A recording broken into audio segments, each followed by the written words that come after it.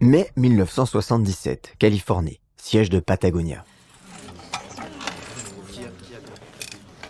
La quinzaine de personnes qui s'installent dans le bureau du hangar de Chouinard Équipement ressemble aussi peu que possible à une assemblée générale.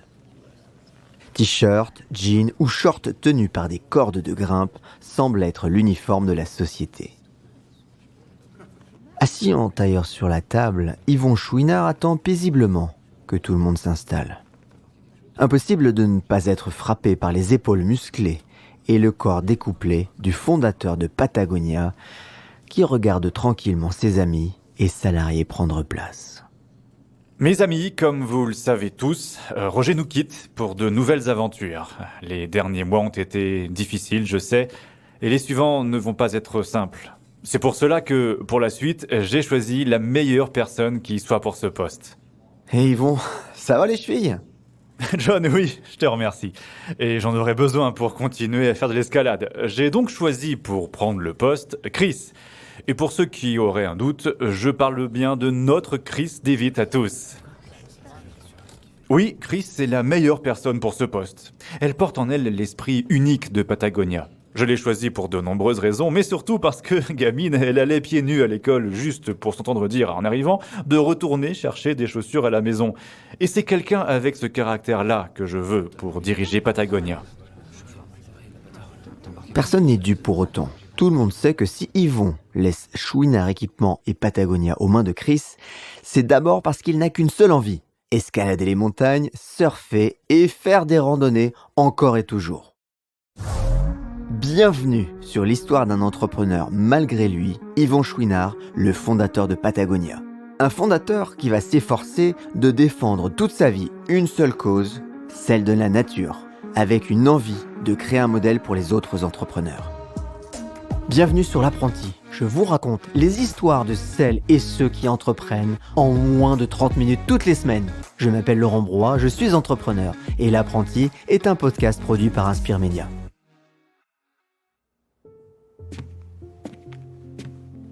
Allez, Yvon, encore une marche. Mel.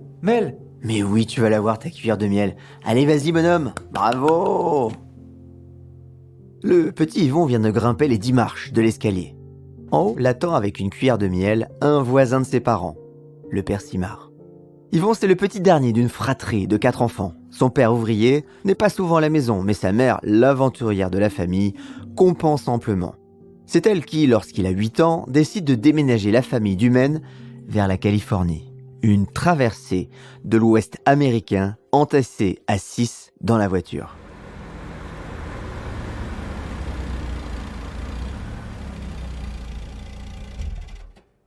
Allez les petits, on descend et on me suit, pause pipi. S'il vous plaît, à manger. Yvon, va chercher la boîte de maïs. Mais maman, c'est tout ce qui nous reste. Ne discute pas, tu vois bien que cette dame en a plus besoin que nous. La mère d'Yvon est comme ça, généreuse et décidée. Son père, lui, est un vrai coriace. Yvon garde encore en mémoire le jour où il l'a surpris en train d'arracher une de ses propres dents avec une pince à outils. Une fois arrivé en Californie, le choc est rude. Élevé par des parents canadiens, il ne parle que le français. Yvon se retrouve isolé à l'école. Il passe la plupart de son temps dans la nature, le seul lieu où il s'épanouit vraiment. Yvon s'est aussi découvert une passion. Il grimpe. En basket et chemisette, il grimpe pour dénicher les faucons qu'il chasse et dresse avec ses amis du California Falconing Club. Et plus il grandit, plus il grimpe. Au sortir de l'université, il passe 2 ans dans l'agence de détective de son frère, sans pour autant lâcher la montagne ni les pitons qui lui servent à aller toujours plus haut.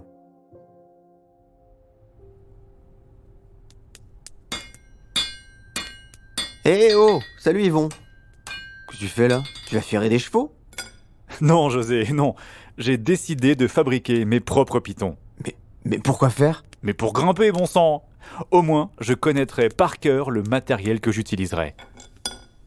Yvon, le visage rouge et en sueur, regarde son premier piton, fabriqué à partir d'une lame de moissonneuse-batteuse. Quelques semaines plus tard, il forge et vend ses pitons $1,50 à ses amis et sa communauté de grimpeurs. Et des pitons, il en faut pour escalader les monts du parc Yosemite. Comme les pitons marchent bien, Yvon décide de fabriquer ses propres mousquetons. Il emprunte de l'argent à ses parents et achète une matrice de forgeage. Il la paye cash, $825,35. Il construit alors un petit atelier avec son père et commence à développer son activité. Pas pour gagner de l'argent, à peine pour en vivre, juste pour pouvoir grimper encore et toujours. Yvon partage son temps entre les parois de Yosemite et les montagnes de Wyoming. Il vend pitons et mousquetons à l'arrière de sa voiture et dort dans un vieux sac de couchage élimé. Mais petit à petit, son matériel se fait un nom dans le monde de la grimpe. Il embauche ses premiers employés, parmi ses amis. La demande augmente tellement qu'il doit bientôt utiliser des machines de plus en plus sophistiquées. D'autant plus que depuis 1964, il édite son propre catalogue.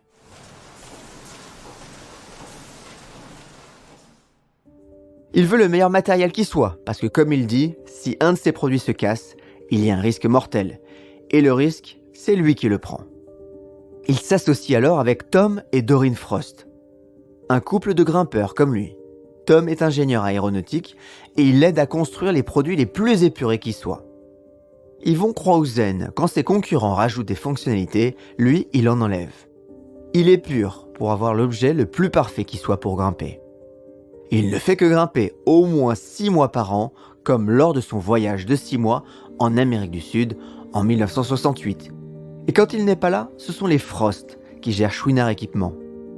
L'équilibre est parfait pour lui. Mais peut-il maintenir cette croissance ?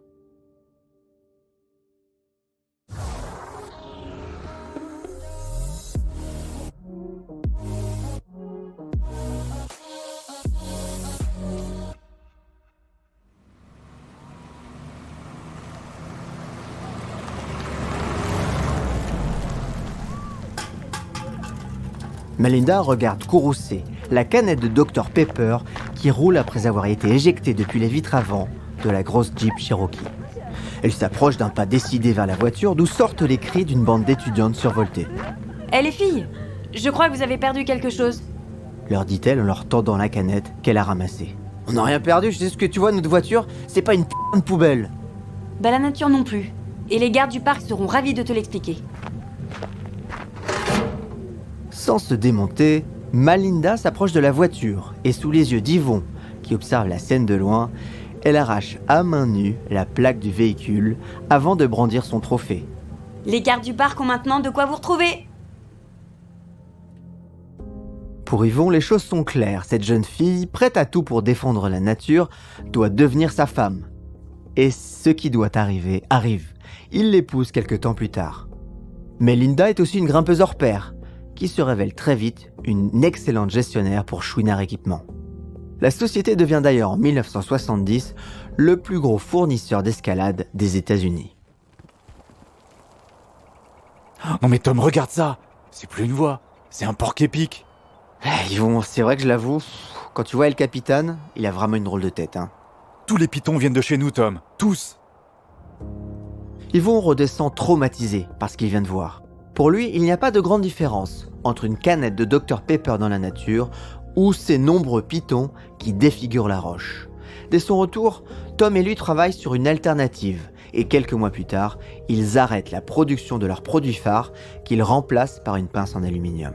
Yvon grave dans la roche ce qui va être l'ADN de sa société, produire oui, se développer oui, mais pas au détriment de la nature.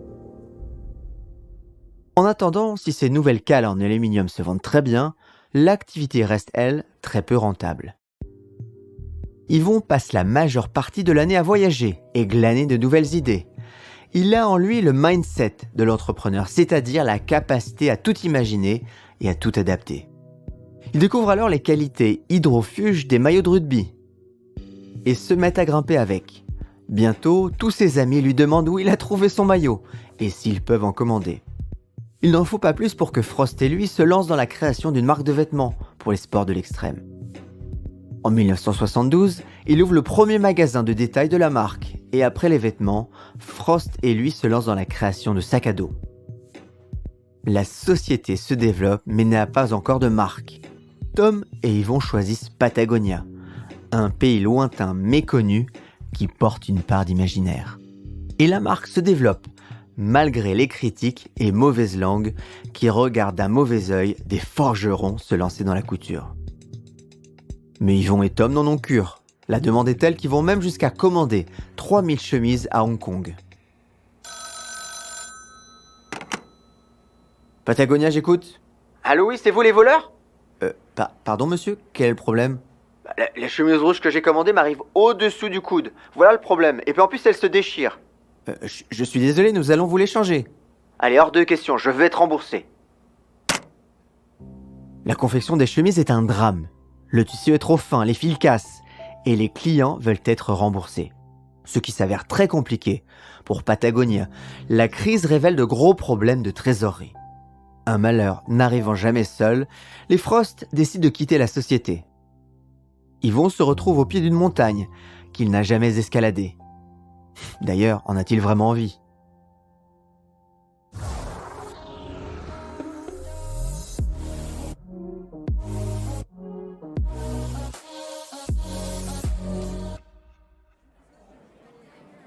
Non, je vous rassure, monsieur Pearson, Patagonia va très bien. En revanche, cet argent peut nous servir à investir dans de nouvelles machines. Alors, si vous me parlez d'investissement, vous vous adressez à mon cœur.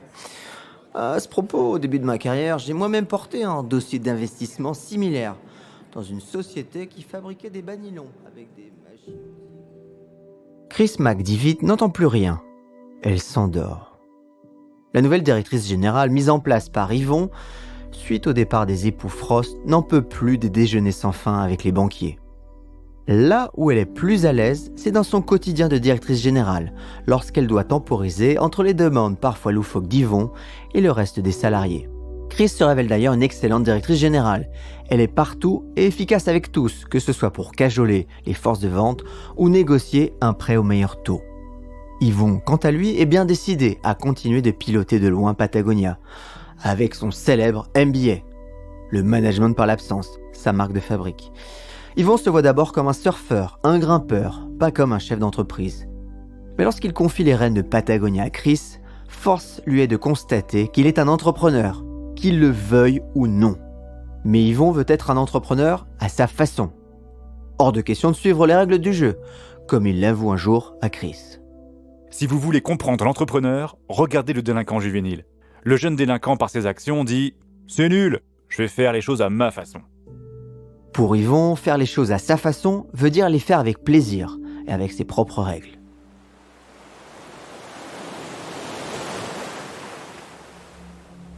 S'il veut continuer à surfer et grimper, il veut la même ambiance au sein de Patagonia. À midi, on voit les salariés aller et venir, une planche de surf sous le bras ou un ballon de volley à la main. Loin d'être un effet d'annonce, la politique de Patagonia s'apparente même à une politique RSE avant l'heure. Pour Yvon et Melinda, le bien-être des salariés de Patagonia s'inscrit au cœur de l'entreprise. Patagonia, d'ailleurs, ouvre une crèche d'entreprise au milieu des années 70 et dans la foulée propose un congé maternel bientôt étendu au papa. Cette volonté s'inscrit dans une société en plein développement. Patagonia lance d'ailleurs une collection de vêtements outdoor de toutes les couleurs. Une innovation pour l'époque. Puis, il lance les premières polaires.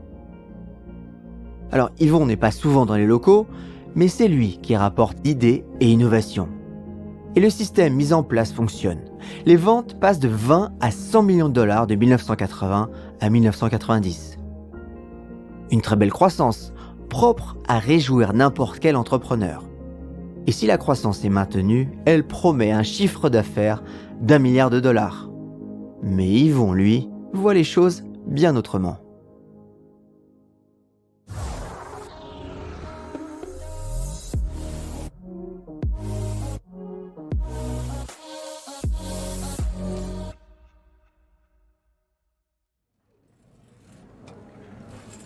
Et comme vous le voyez sur cette photo, il y a encore des truites arc-en-ciel à l'embouchure du fleuve Ventura. Yvon et ses amis applaudissent à tout rompre. Ils sont venus soutenir l'orateur qui se bat contre un projet de canalisation auprès de la mairie. Suite à la mobilisation, le projet est repoussé. Et c'est l'occasion pour Yvon de constater que des initiatives locales peuvent porter leurs fruits. En 1986, Patagonia décide même d'accompagner cet activisme et commence à financer ses actions. D'abord à hauteur de 10% de son bénéfice, puis bientôt 1% de son chiffre d'affaires. Alors il est vrai qu'au fur et à mesure de ses voyages, Yvon prend conscience des ravages de la pollution et de la croissance à tout va. Encore une fois, au lieu de se poser en donneur de leçons, Yvon commence à balayer devant sa porte. En précurseur, il sort le premier catalogue en papier recyclé en 1984. Oh mon Dieu, mais Yvon, mais regarde le catalogue! Rien ne va avec ce papier recyclé. L'encre bave, les photos sont floues, les couleurs délavées. Montre-moi ça, Chris. Aïe, je crois qu'on vient d'essuyer les plâtres. Mais écoute, ce n'est pas grave.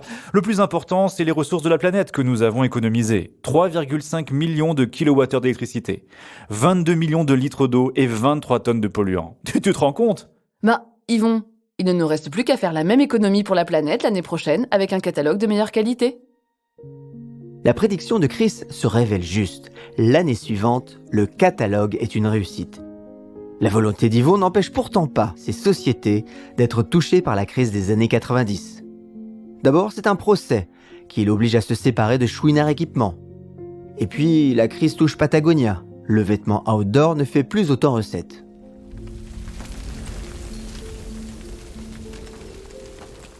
Le 31 juillet 1991, Patagonia licencie 120 employés, soit 20% de l'effectif. Si le chiffre est glaçant, pour Yvon, c'est pire. Depuis le début, les salariés de Patagonia viennent par le réseau de la grimpe et du surf. Ce sont ses amis que Yvon licencie, c'est sa famille. Et pour comprendre ce qui se passe, il emmène ses principaux directeurs au cœur de la marque, dans les montagnes de Patagonie. Mes amis, je vous le demande, que voulons-nous pour Patagonia? Une entreprise qui vaut des milliards? Pourquoi pas, mais à quel prix pour la nature? Et puis, nous-mêmes, pourquoi travaillons-nous ici?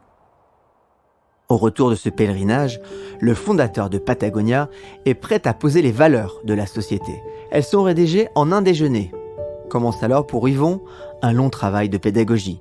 Il emmène ses salariés en séminaire pour leur expliquer les valeurs fondamentales de Patagonia et pourquoi elles sont importantes. Il veut une entreprise à son image de grimpeur, surfeur, kayakiste et pêcheur à la mouche. Une entreprise qui connaît ses limites, comme tout athlète, et qui consomme de manière raisonnable ses ressources. Et à la question « Pourquoi Patagonia ?», il a enfin la réponse. Il veut construire une société qui soit un modèle économique et écologique, un modèle pour toutes les entreprises.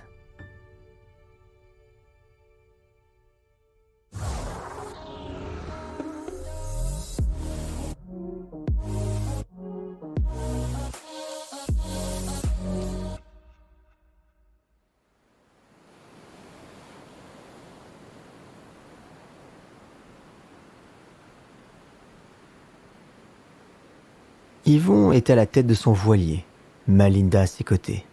Il a enfin assez d'argent, après avoir vendu Patagonia. Là, sur les mers du Sud, il vogue au milieu des poissons, les merveilleux poissons tropicaux. Elle est là, la vague parfaite devant lui. Il n'a plus qu'à prendre sa planche de surf pour la prendre. Yvon se réveille brusquement. Un sourire aux lèvres. Toujours ce vieux rêve qui le hante.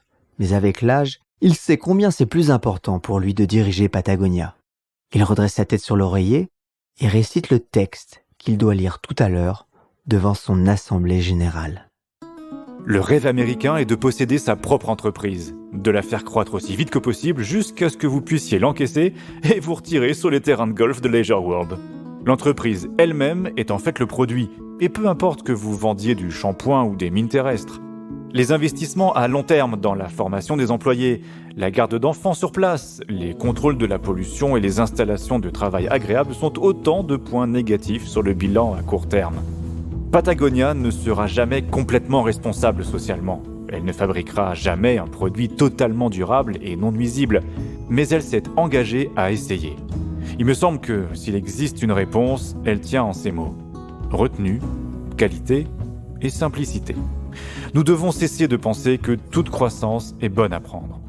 Nous savons que nous devons consommer moins sur cette planète limitée. Et si nous n'achetions que ce dont nous avons besoin plutôt que ce que nous désirons? Nous devons vivre une vie plus simple, mais plus riche. Pour nous, pour la planète. Yvon s'arrête et sourit. Il pense alors à ce qu'il peut encore accomplir pour la planète. Et ça, c'est une autre histoire. Merci. Je crois que c'est le mot le plus simple pour exprimer ce que je ressens là maintenant. Merci d'avoir pris le temps d'écouter car ce podcast représente beaucoup de travail. D'ailleurs, pensez bien à mettre des étoiles et à parler de ce podcast autour de vous seulement si vous avez appris des choses ou si vous avez été inspiré. Ce podcast a été écrit et réalisé grâce à Thibaut, Frédéric et Marie. Allez, je vous donne rendez-vous au prochain épisode. Alors, merci aux contributeurs du Patreon, patreon.com/l'apprenti, Florent Le Tourneur, Ingrid Muxignato, Meina Moussali, Mathieu Chérubin, Alain Rochard, Colombe Palan, Guillaume Régal, Valentin Meunier, Emmanuel Larras, Arthur Massonneau, Sarah, Caroline Lambolet, Stéphanie Comte, Manuel Marie, Fanny Pitoiset-Rizzo, Jérémy Abramovski, Sylvain Collat, Arnold Ouzoulias, Jérôme Duval, Mathieu Durand et Bérangère Gonzalez. Merci beaucoup.